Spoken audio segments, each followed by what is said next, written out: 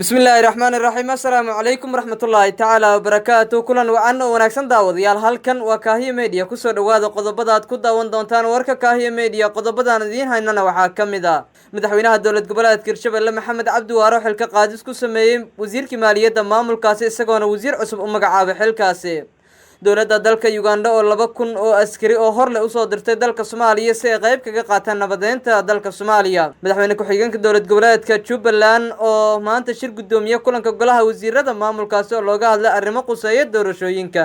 guddiga doorashooyinka Jubaland oo soo saaray habsami u socodka doorashada maamulkaasi iyo shuruudaha looga baahan yahay musharaxiinta xildhibaan Axmed Macalin Fiqi oo wax xun ku tilmaamay guddigii dowladda federaalka ah ee Soomaaliya gaar ahaan wasaaradda arrimaha dibadda ay u soo magacawday qabanqaabada dib u heshiisiinta maamulka Galmudug akhbaaraadka dibadda aad ku daawan doontaan warka Kaahiye Media waxaa kamid ah ku dhawaad 12 qofood oo ku geeriyooday dhismo ku dumay dalka Japan iyo wafdi hogaaminaya ra'iisul wasaaraha Itoobiya oo si weyn loogu soo dhaweeyay magaalada Casmare ee caasimadda Eritrea markale daawasho wanaagsan saaxiibayaal halkan waa Kaahiye Media aad ku cusubtaa kanaalkan hamogaanin inaad saarto subscribe soo kalena aad like dhahdo share naad u dhahdo saaxiibada si aad ula wadaagto ku soo dhawaada qodobadii aad daawateen oo intii hore ka faahfaahsan aynu ku bilowna madaxweynaha dowlad goboleedka Hirshabelle Maxamed Cabdi Waare ayaa xilka qaadis ku sameeyay wasiirkii wasaaradda maaliyadda maamulkaasi madaxweynaha dowlad goboleedka Hirshabelle Maxamed Cabdi Waare ayaa waxa xilka ka qaaday wasiirka maaliyadda maamulkaasi Maxamed Maxamuud Cabdulle isagoona wasiir cusub u magacaabay xilkaasi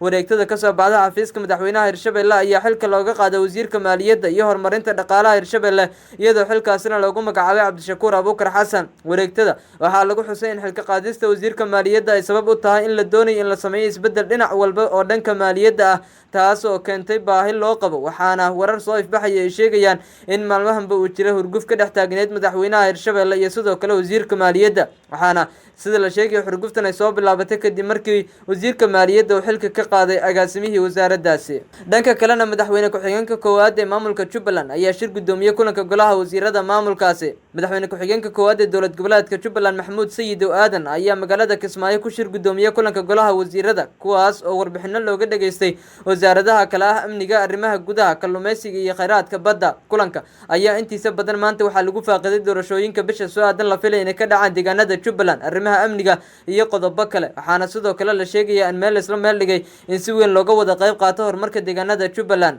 waxaa kulankan uu ku soo aadaya iyadoo soo tarayaan eedaha loo jeedinayo madaxda Jubaland gaar ahaan madaxweyne Axmed Maxamed Islaam Axmed Madoobe oo lagu eedeynay inuu ku shubasho ku sameynayo doorashada dhawaan ama bisha soo aadan ka dhacaysa deegaanada maamulkaasi wili saaxiibayaal warka warbaahinta Kaahiye Media ayaa daawanaysaan dhanka kalena xildhibaan Axmed Macalin Fiqi oo kamid ah xildhibaanada golaha shacabka Soomaaliya ayaa dhaliilay guddiga uu soo magacaabay wasiirka wasaaradda arrimaha gudaha xukuumadda Soomaaliya ee loo asteeyay dib u heshiisiinta maamulka Galmudug xildhibaan Axmed Macalin Fiqi oo kamid ah xildhibaanada golaha shacabka ayaa xukuumadda Soomaaliya ku dhaliilay habka loo soo magacaabo xubnaha guddiga qabanqaabada shirka dib u heshiisiinta Galmudug kuwaas oo habeenkii xalay ku dhawaaqay wasiirka arrimaha gudaha Soomaaliya waxa uu sheegay xildhibaanka in wasiirka arrimaha gudaha uu mar walba soo saaro go'aano iyo waraaqo sida uu sheegay ee xukuumadda rabto sida loo qoro isla markaana xubnaha guddiga ay yihiin kuwa intooda badan ka tirsan xafiiska ra'iisul wasaare Khayre wasiir Sabriye waa nin ishafraya wasaaraduna waxay noqotay mid warqadeeda sida loo rabo wax loogu soo qorto guddiga doorashooyinka dib u heshiisiinta Galmudug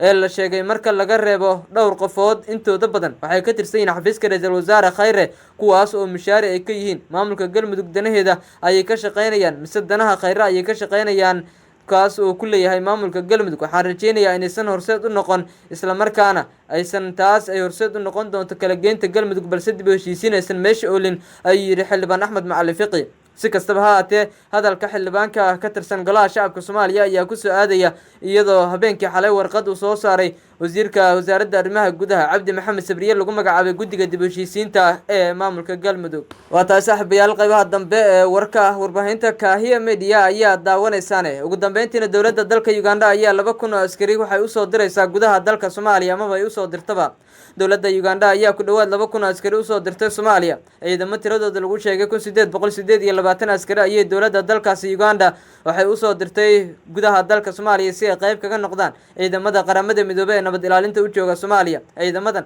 waxaa tababar siiyay wadamada Holland, Mareykanka iyo UK sida la sheegayo, waxaana ay awood u leeyihiin nabadeynta Soomaaliya sida hadalka loo dhigay. Maboso Madadi oo ah taliye ku-xigeenka ciidanka difaaca Uganda oo sagootin u sameeyay ciidamadaas ayaa kula taliyay inay qayb ka qaataan nabad ee hesha dalka Soomaaliya. Zam Governor oo ah taliye ku-xigeenka ciidanka dhulka dalka Uganda ayaa ciidamada kula dardaarmay inay u shaqeeyaan wadaniyanimo, akhlaaq iyo taxadar maadaama sida uu sheegay ay difaacayaan dalka Soomaaliya iyo sharaftooda dalka Uganda. Si kastaba ha ahaatee waxay ku biirayaan kumanaan ciidamo dibadda ka yimid kuwaas oo nabad ilaalin u jooga Soomaaliya xilli Soomaaliya ciidamadooduna ay tiigsanayaan inay awood u yeeshaan inay difaacaan nabadda dalka Soomaaliya. Saaxiibayaal, akhbaaraadka ugu waaweyn gudaha dalka Soomaaliya ayaa daawateen. Dibadda qodobada ugu weyn aad ku daawan doontaan warka Kaahiye Media waxaa kamid ah Ra'iisul Wasaaraha dalkaasi Itoobiya ayaa waxa uu socdaal ku tagay magaalada caasimadda Eritrea. Ra'iisul Wasaaraha Itoobiya Dr. Abiy Ahmed ayaa maanta oo Khamiis ah booqasho ku tagay magaalada caasimadda wadanka Eritrea, waxaana garoonka diyaaradaha magaaladaasi ku soo dhaweeyay madaxweynaha dalkaasi Eritrea Isaias Afwerki.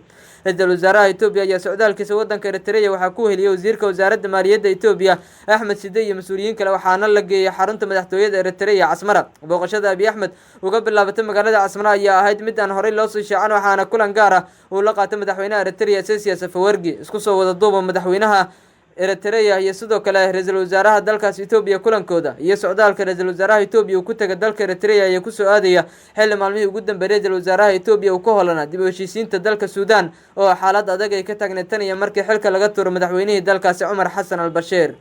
guud ahaan saaxiibayaal, qodobkaasi dibadda ayaa u dambeeyay warkii gudaha iyo dibadda inta naga soo gaaro aad ku daawanayseen warka warbaahinta Kaahiye Media. saaxiibayaal, waad ku mahadsantihiin daawashadiina, ha moogaanina in aad kanalkan saartaan subscribe si aad u ahaataan kuwa ugu horeeya ee daawada wararka iyo warbixinada halkan aan soo gelino. sidoo kale ha moogaan aad like saarto, share aad u dhahdo saaxiibada si aad ula wadaagto. Kaahiye Media waa saaxiibka koowaad ee saaxiibada. tan iyo kulan dambe, nabadgelyo.